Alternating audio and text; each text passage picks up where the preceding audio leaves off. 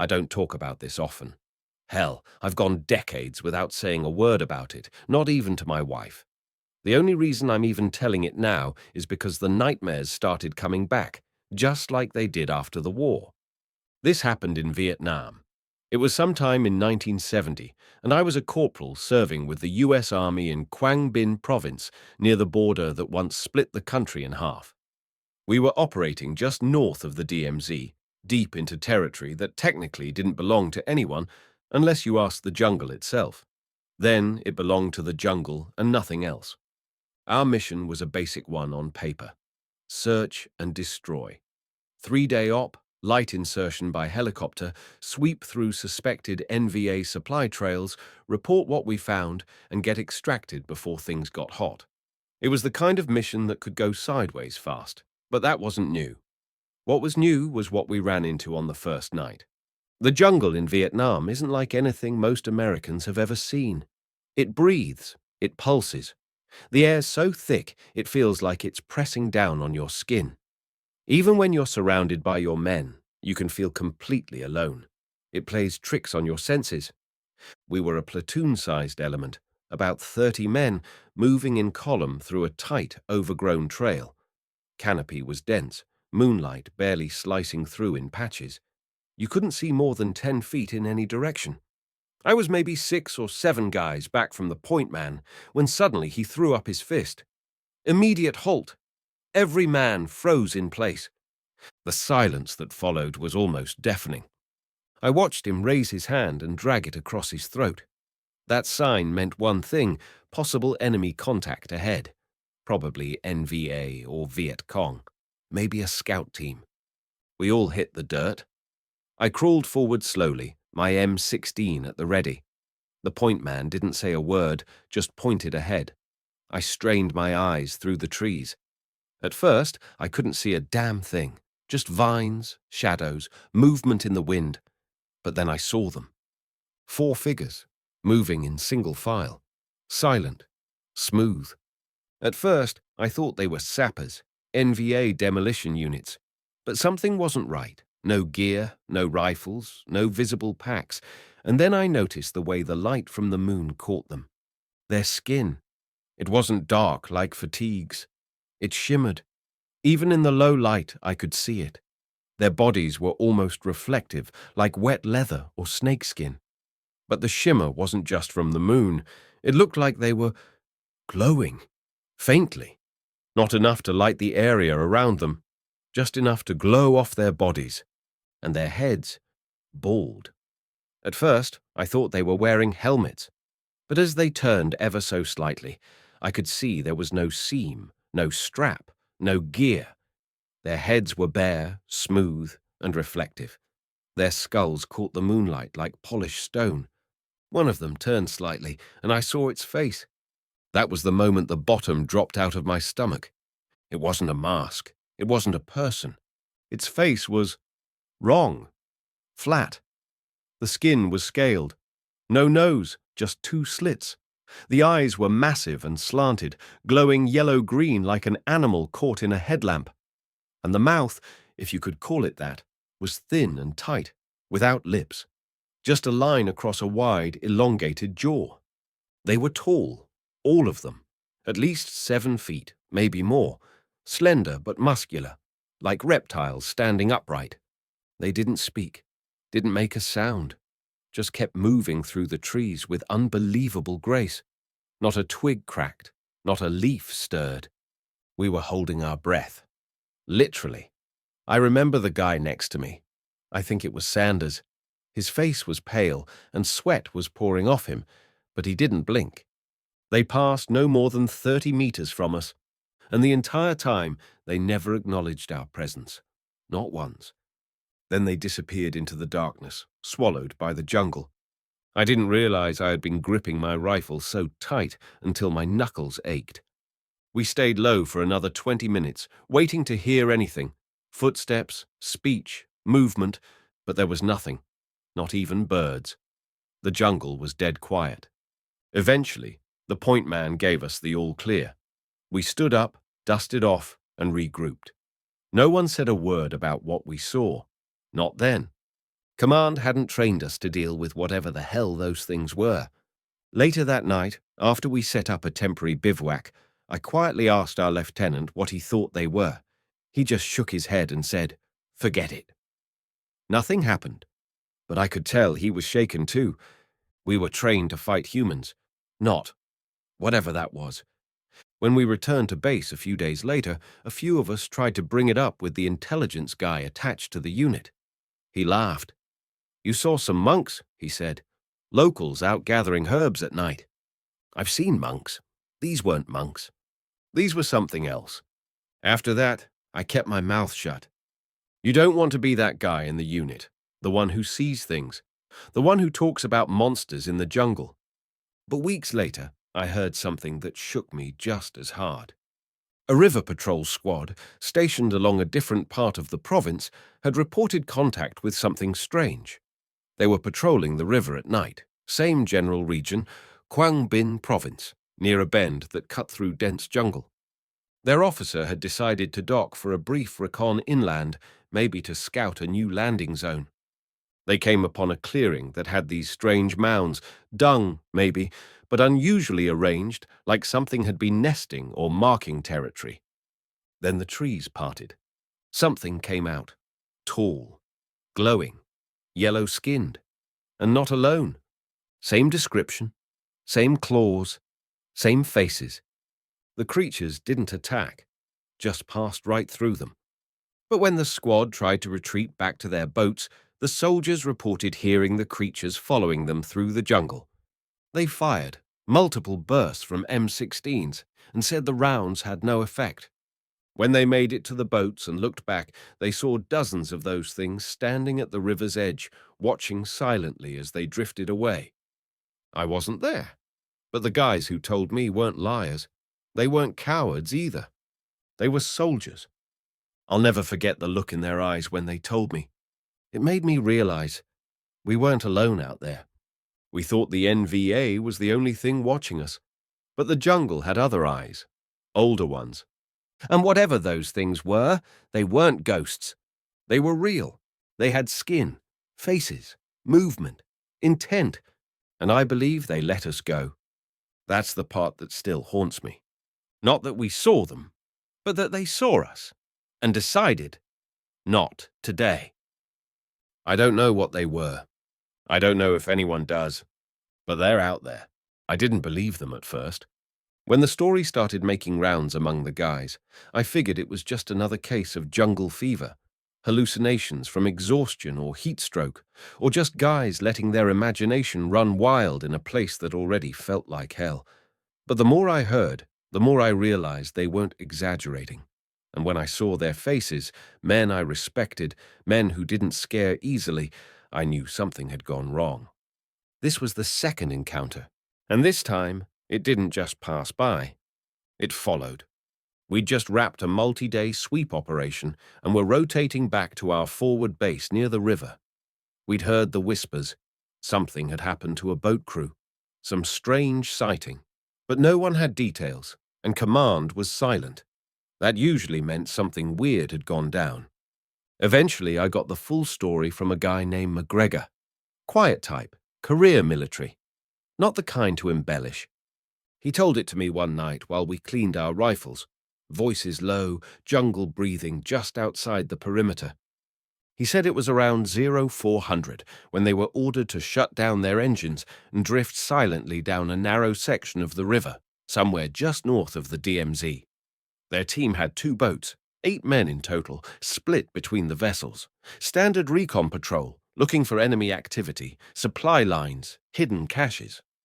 They were in enemy territory, but the jungle was so thick that even the enemy rarely moved through it.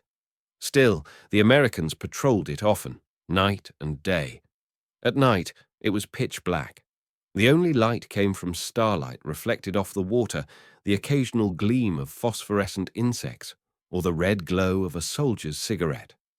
Mac said the early hours were the worst. The world felt like it was holding its breath. No birds, no monkeys, just silence and the soft gurgle of water against the hull.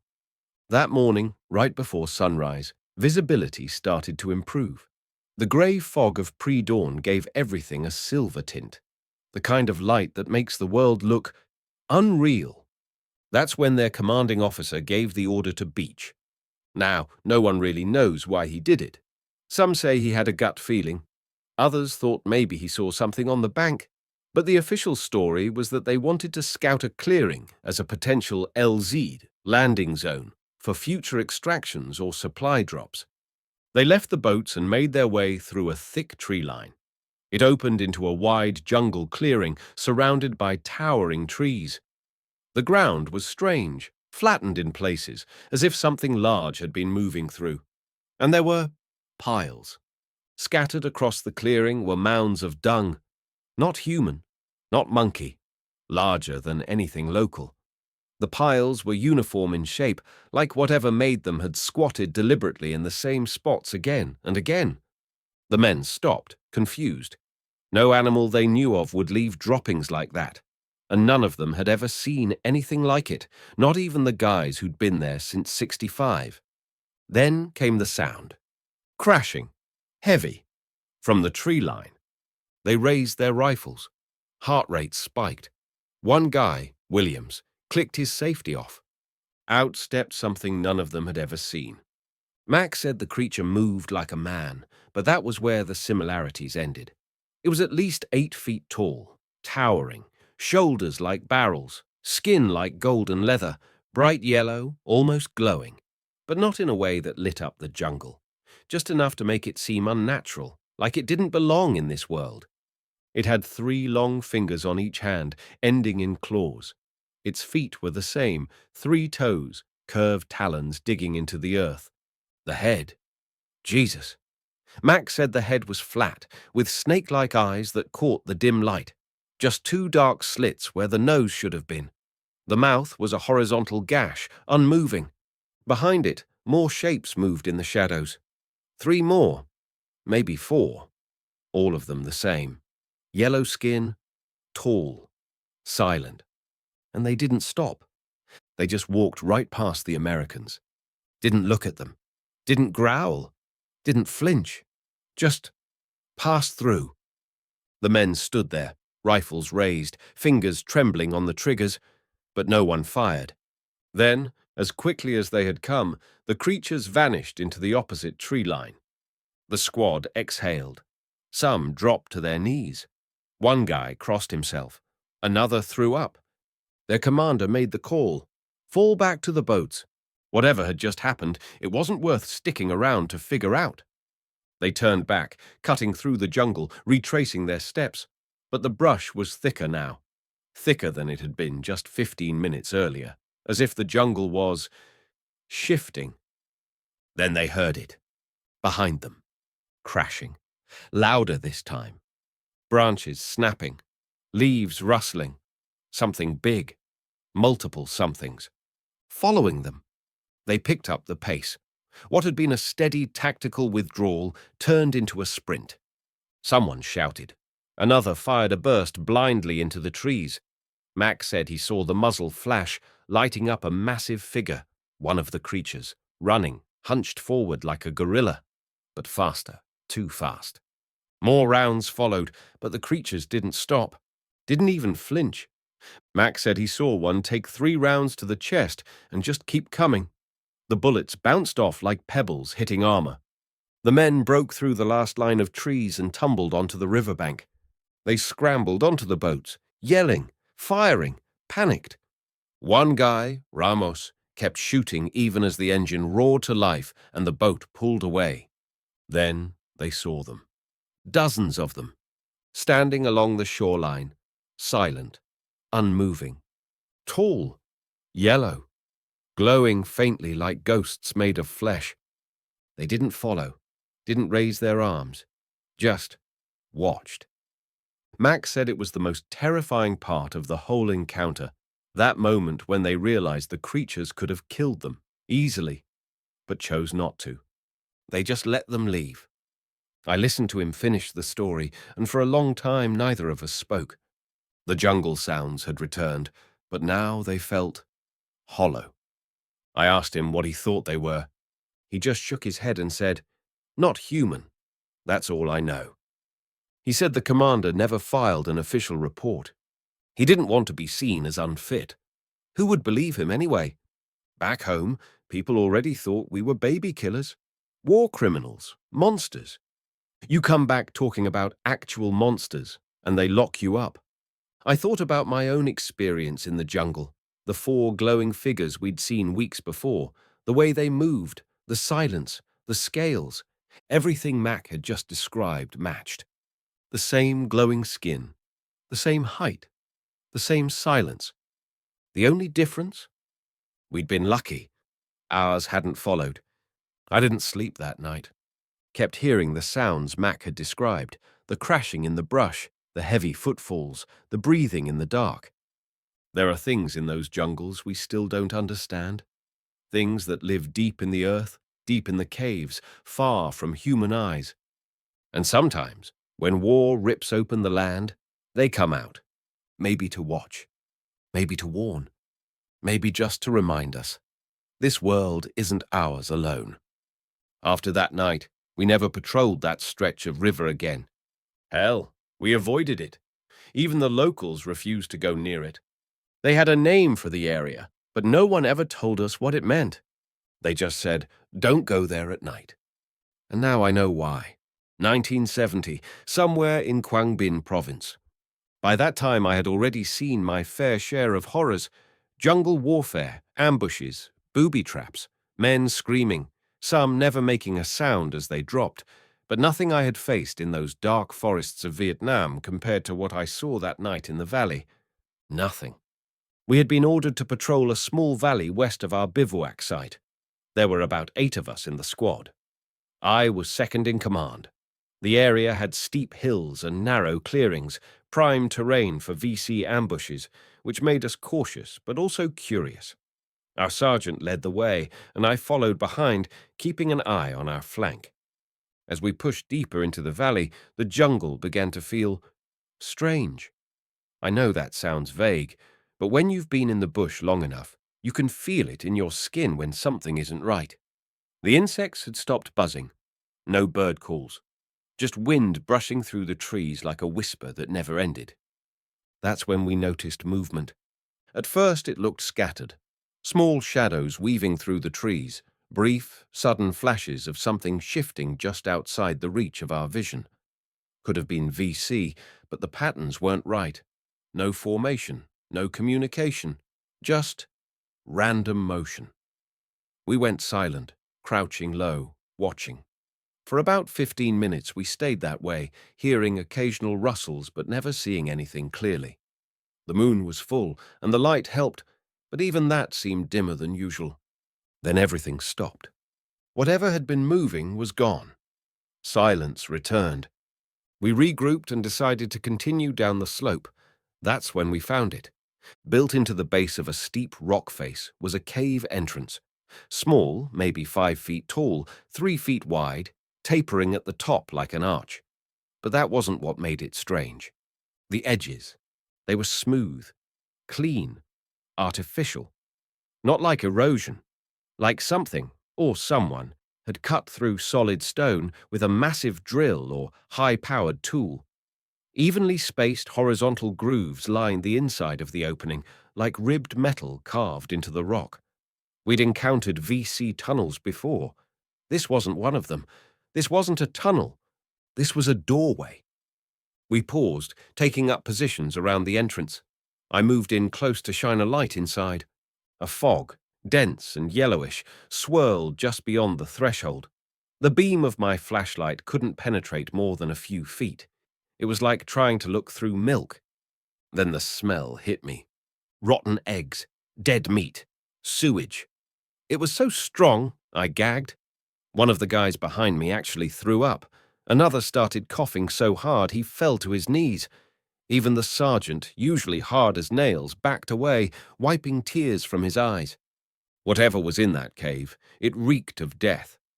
We pulled back, retreating into the thick jungle brush about 150 feet from the entrance.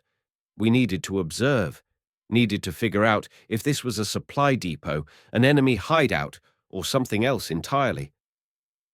Time dragged. The jungle was unnervingly quiet. No wind, no insects, just the occasional rumble like distant thunder, echoing from within the cave. One of the men whispered that it sounded like breathing. I wanted to laugh, tell him he was paranoid, but part of me was beginning to wonder the same thing. We stayed hidden for hours. No one slept. Even the sergeant was nervously muttering under his breath. Around 0500, the sky began to lighten. Dawn was coming. My hands were shaking slightly, not from cold, but from the tension. The kind of adrenaline burn you feel when your body knows something is about to go wrong. Then we saw movement. Something emerged from the cave. At first, it was crouched, barely visible in the shadows, but then it rose, slowly, like it was unfurling itself. It was tall, easily 7 feet, maybe more. It had the shape of a man, but that was where the similarities ended. Its skin was dark, black-green, and scaly, almost like polished stone or slick armor. The surface glistened in the faint light like it was wet. Its face, Jesus, reptilian, flat nose, no lips, just slits where the nose should have been. The eyes were massive, forward-facing, and glowed faintly, like a predator. Its mouth didn't move, but I heard it anyway. A hiss, low, prolonged, almost like a warning. Then a second creature stepped out from behind it. Both were wearing long robes, tight around the chest but flowing near the legs. Dark green, patterned with some sort of shimmer, almost like silk. Their heads were covered with smooth, dark caps that fit close, like ceremonial helmets. But even through the robes, I could see the outlines of powerful arms and legs. These things were built, and they were looking straight at us. They knew we were there. No one gave the order. We all opened fire. The jungle erupted with muzzle flashes and gunfire. I emptied a full magazine before I even registered it.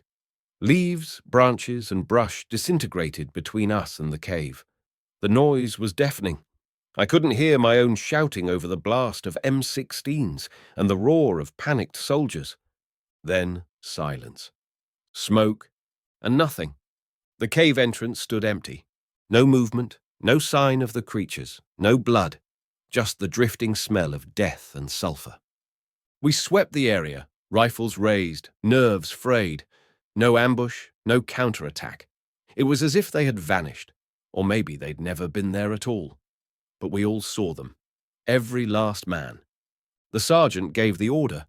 We were to place C4 and collapse the entrance. We weren't going inside. We rigged the charges and pulled back. The blast echoed like thunder across the valley, sending a plume of dust and smoke high into the air. When it cleared, the doorway was gone, buried under tons of rubble. We didn't speak on the hike back to camp. There was nothing to say. What could we say? That night, sitting around the dim glow of a lantern, I looked at the faces of the men who had been there with me. Hollow, pale, haunted. Some smoked in silence. One guy just stared at his boots. The sergeant didn't say a word the entire evening.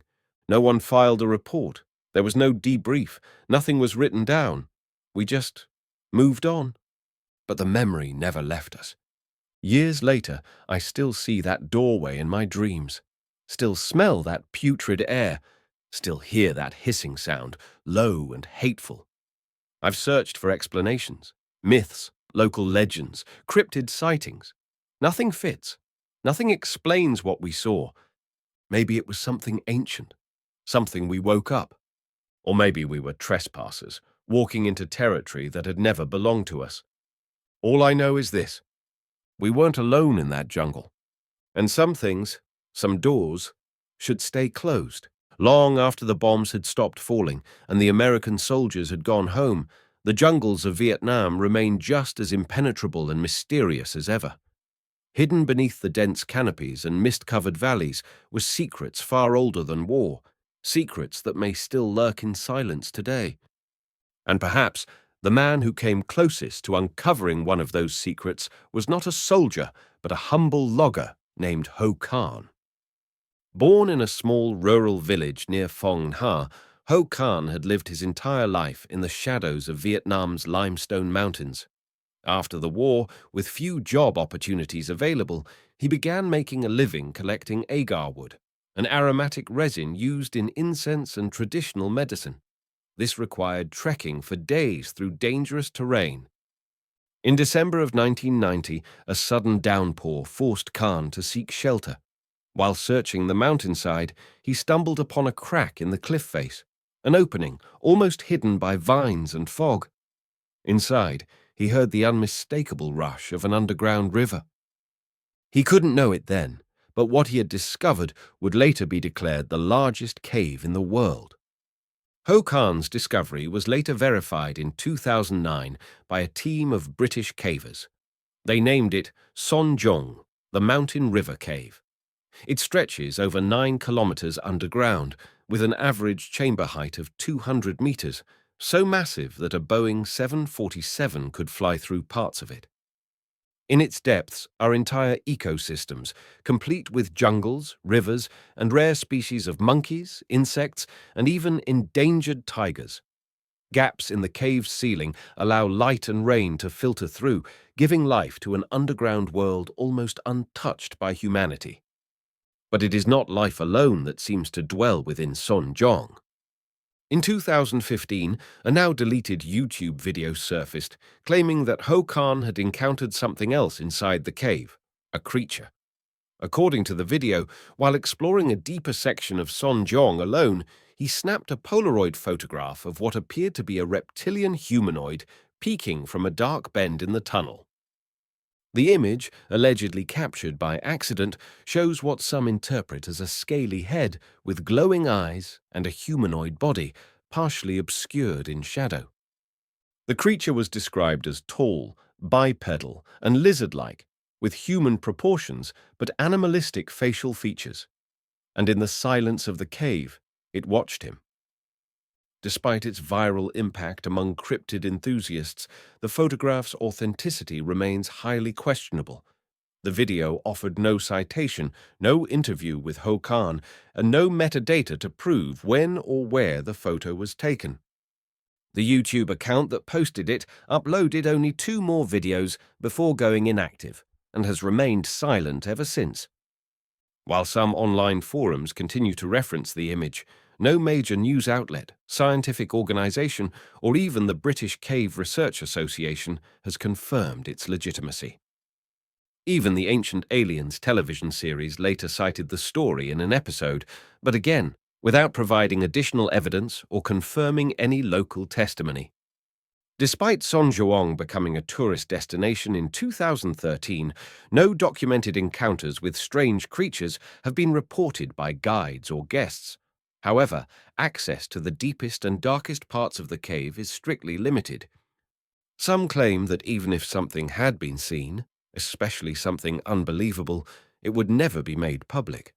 Not out of conspiracy, but out of respect for tourism and skepticism toward tales that sound like mythology. Interestingly, there are no mainstream Vietnamese legends about reptilian humanoids connected to Sonjong. If something lurks inside, it may have always been outside the scope of cultural folklore, perhaps too rare to be remembered. And yet, there are striking similarities between the soldier accounts and what the Sonjong photo allegedly depicts. Tall reptilian figures, bioluminescent qualities, scaled skin, cave proximity, nocturnal behavior, avoidance of conflict unless provoked. Each soldier's story occurred within 100 kilometers of the Sonjong cave. All took place at night, and all involved caves, valleys, or waterways leading into mountainous jungle terrain. The descriptions, whether from terrified American servicemen or a lone logger in the Vietnamese jungle, describe beings that are biologically consistent, humanoid reptiles who live underground, appear nocturnally, and move silently through the forest. To this day, large sections of Sonjong remain unexplored. Some side tunnels descend further than any team has gone. Thick fog, sudden drops, and unstable terrain make them too dangerous. It is within these forbidden depths that some theorize the creatures could still exist if they ever did. Biologically adapted to darkness, possibly hibernating for years at a time. They would rarely come into contact with humans, unless something disturbed them. Is the photo a hoax? Was it edited for attention? Or was it a genuine, fleeting glimpse of something ancient? Skeptics argue the story is built on hearsay and unverifiable claims. Believers suggest that the Vietnam War, with its heavy bombing campaigns and jungle deforestation, may have accidentally exposed a hidden species. And if Ho Khan truly saw what he photographed, perhaps he chose silence, not out of fear, but because no one would believe him. Ho Khan returned to Sonjong many times after its discovery, eventually helping lead the expedition that mapped it, but he has never publicly acknowledged seeing any strange creatures there, and he never claimed the photo as his. So, we are left with a mystery. A blurry photograph, unverified stories, and a cave so massive its deepest secrets may still lie buried beneath stone and shadow. If something ancient lives beneath the jungles of Vietnam, how deep would you be willing to go to find it? 3 soldiers from 3 separate encounters. 1 local man from a forgotten jungle, a cave system so vast it forms its own weather, a strange photograph, and stories that span across decades, all suggesting the presence of something intelligent, something alive, and something reptilian. If the accounts were fabricated, what motivated them? And if they were real, what possible explanations exist for these elusive beings? The most straightforward theory, though still wildly unconventional, is that these soldiers encountered a species of undiscovered reptilian humanoid. Cryptozoologists, those who study animals not yet recognized by science, propose that a population of cryptid hominids evolved in isolation deep within Southeast Asia's cave networks. Given the geological age of the Sunjong cave system, millions of years, it's not inconceivable that life could have evolved and remained hidden underground. These beings may have adapted to low light, developed hardened scales to protect against harsh conditions, and retained a mostly nocturnal lifestyle, emerging only when provoked by war, deforestation, or environmental destruction. We know that many animals, when confined to underground environments for millennia, undergo radical changes. These animals, called troglobites, often lose pigmentation, develop larger eyes or no eyes at all, become highly sensitive to vibration and scent, sometimes exhibit bioluminescence.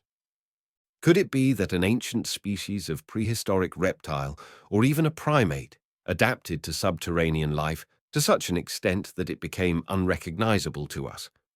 A similar concept appears in scientific circles when discussing deep ocean life, where creatures evolve in total darkness, develop unusual limbs, and live lifespans stretching over centuries. Another possibility is that these sightings were the result of psychological trauma. The Vietnam War was among the most mentally grueling conflicts in modern history. The combination of sleep deprivation, extreme heat, poisonous wildlife, and constant threat of ambush could easily lead to visual or auditory hallucinations. The reptilian archetype, the serpent, the predator, the monster in the dark, has haunted the human imagination for millennia. Under pressure, the mind may conjure these images. But if that's true, how do we explain the near-identical descriptions shared by 3 different units, operating in different places and at different times? Throughout Vietnamese mythology, there are tales of Rong, dragons or serpentine spirits associated with rivers, caves, and mountains.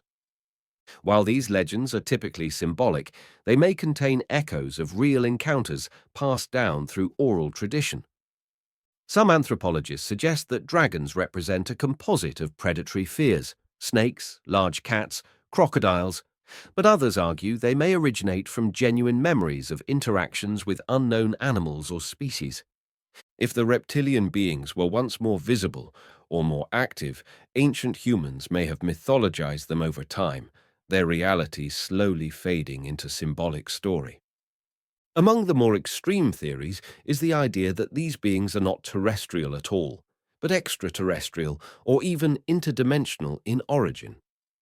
The concept of reptilian aliens has long been a part of fringe conspiracy theories, The idea that a race of intelligent reptilian beings has influenced Earth from the shadows is a common trope in paranormal circles. Some believers argue that Vietnam, with its remote jungles and low population density, may have served as a base for such beings, allowing for rare but memorable human contact. However, there is no physical evidence linking these sightings to UFO activity, and many in the scientific community dismiss this theory outright as pseudoscience. Another speculative hypothesis revolves around the concept of genetic mutation, perhaps as a result of human intervention. During the Vietnam War, the US military used herbicides like Agent Orange to deforest the jungle. These chemicals not only devastated local ecosystems, but may have created unexpected mutations in local species. Could exposure to these chemicals have caused accelerated genetic shifts in a subterranean species, or even awakened ancient dormant DNA? There is no direct evidence of such an occurrence, but many residents still suffer birth defects today, lending credibility to the idea that the war altered more than just the landscape. Many ask, if these creatures exist, why haven't we found more of them? The terrain of central Vietnam is among the most difficult on Earth. Steep, rocky, snake-infested, and often impassable. The average person may never set foot more than a few miles from their home. Even government surveys are sparse in this region. Just as the Sun Jong Cave went undiscovered until 2009, so too could an entire population of beings remain hidden, especially if they were few in number, intelligent, and actively avoiding human contact. But perhaps the most compelling suggestion is that the Vietnam War itself was the trigger. The massive bombing campaigns created earthquakes across the region. Napalm stripped entire hillsides.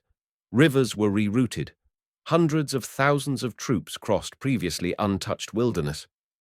This unprecedented disturbance may have driven these creatures from their hiding places into the view of frightened soldiers who had no words to describe them.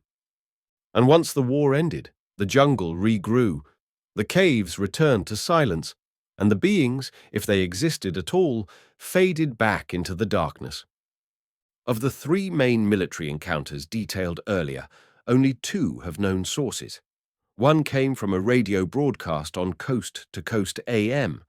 The other was submitted by a verified veteran to a paranormal researcher named Lon Strickler. In both cases, the stories were accompanied by identifying military details. Neither veteran sought profit, neither returned for media attention. They simply shared their experience and asked to remain anonymous. This is what makes the reports so difficult to ignore. They do not read like urban legends or ghost stories. They read like combat logs, laced with fear, adrenaline, and confusion. In the end, we may never know what these men saw. Was it a hallucination brought on by stress, a chance glimpse of a real species, or an encounter with something that science cannot yet explain? Vietnam's jungles are among the last truly unexplored regions on Earth. Its caves extend for miles, with depths scientists have yet to map. Its people still whisper about things they cannot name. Whatever the truth may be, it remains out there, in the fog, in the forest, and perhaps just beyond the reach of human understanding. Over the course of 6 chapters, we've followed the accounts of American soldiers, local foragers, cave explorers, and fringe theorists. We've stood on the riverbanks with a terrified platoon. We've crouched before the gaping entrance of a foul-smelling cave. We've traced the outlines of mysterious creatures seen only in the flicker of a flashlight. And perhaps, most of all, we've stared into the abyss of one of the largest unexplored environments left on this planet, and dared to ask what might be staring back. In science, repeating patterns are meaningful. When something implausible occurs more than once, in completely separate contexts, it becomes harder to ignore. All 3 American military encounters describe creatures over 7 feet tall, scaled or reptilian skin, no visible weapons, intelligent, silent behavior, encounters near or within cave systems. None of these soldiers knew each other. None told their stories for fame. Most of them, in fact, kept quiet for decades out of fear of ridicule or reprisal. They described what they saw, nothing more, and their stories match in eerie, impossible ways. Central Vietnam is a land of shadows, towering limestone mountains, mist-soaked valleys, and dark caves that descend into the very crust of the earth. The Sun Joong cave alone stretches over 5.5 miles, large enough to house an entire Manhattan city block, skyscrapers and all, and it's just one of many unexplored cave systems in the region. Exploration is difficult, expensive, and dangerous. Most locals stay close to their villages. Scientists visit for a few weeks at a time. Much of what lies beneath remains unseen, unheard, and untouched. And perhaps that's exactly how something else would want it.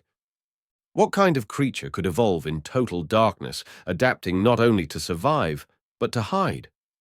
The idea that an intelligent species could have developed underground, separate from surface-dwelling humanity, is not biologically impossible.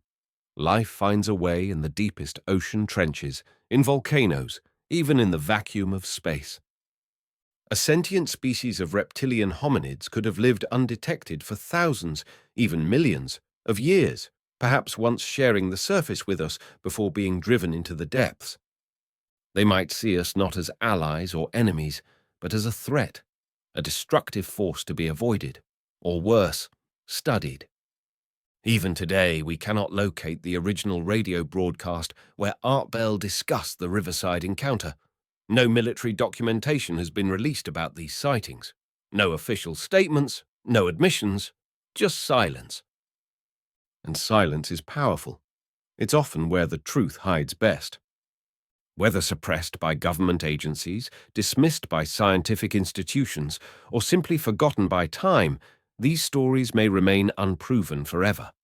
And that's exactly how some would prefer it. Because if any of this is real, it means we are not at the top of the food chain. We never were. The Polaroid said to be taken by Ho Khan, assuming it's even real, remains unexplained. Skeptics argue the photo is too dark, too blurry, too convenient. And they're right. It's far from conclusive. But for believers, it's not about proving the creature's existence. It's about validating the experiences of those who encountered something strange, something they were never meant to see, and offering a fragment of visual evidence, however murky. As strange as it seems, the idea of reptilian beings, or ancient cave dwellers, isn't unique to Vietnam. Indigenous legends in Australia, North America, South America, and Africa all speak of serpent-like gods, underground civilizations, and ancient creatures hidden beneath the earth. Could this be a cultural coincidence, or a universal human memory? A fear passed through generations, because once, long ago, we truly had something to fear. There's an old saying in exploration: you only see what you're looking for. Most people trekking through Vietnam's jungles are searching for wood, wildlife, or photographic beauty, not reptilian monsters. Scientists want caves, minerals, and data, not myths. So when someone does see something unexplainable, their first instinct is not to tell anyone. It's to forget, to move on, to survive. Perhaps the real lesson in all this isn't whether or not reptilian creatures exist in Vietnam's caves. It's that there is still mystery in the world. In a time when satellite maps track every tree, when social media shows every face, and when science promises to explain everything, these stories remind us that some truths still lie hidden. That deep beneath the earth, or deep within our past, something strange may still be waiting. If something ancient and intelligent really does live in the shadows of our world, what happens if we find it again? Or worse, what happens if it finds us first? Thank you for following this story. Whether you're a believer, a skeptic, or something in between, I hope you walk away with one truth. The world is still big enough for mystery. And the jungle? It always keeps its secrets.